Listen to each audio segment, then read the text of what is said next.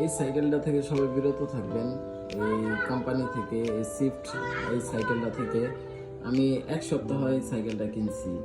সাইকেলের গিয়ার নষ্ট হয়ে গেছে, তারপরে মানে সব কিছুতেই একবারে মনে হয় যে কি বলবো, বলার ভাষা নাই।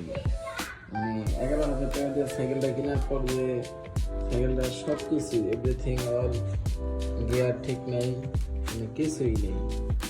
তো যারা সাইকেল কেনেন নতুন, তাদের উদ্দেশ্যে আমি একটা কথাই বলবো যে এরকম এই সাইকেল থেকে বিরত থাকবেন, এই শিফট কোম্পানির এই সাইকেল থেকে সবাই বিরত থাকবেন। 11,000 টাকা দিয়ে সাইকেলটা কেনা মানে অনেক ভুল। তো যারা নিতে চান মানে অন্য কোম্পানির সাইকেল নেবেন। এই যে আমি কি বলবো, 1 সপ্তাহের মধ্যে সাইকেল একবারে শেষ। আমি চাকরি করি, তো এই সাইকেলটা কিনছি, মানে কম দামের মধ্যে একটু ভালো চেয়েছিলাম, কিন্তু আমার দেখাইছে একরকম, আমি এসে দিয়েছি আরেক রকম।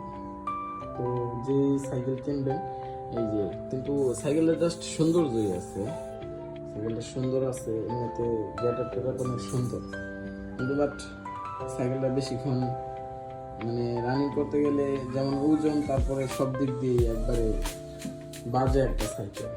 তো এই কোম্পানি থেকে সবাই দূরে থাকবেন।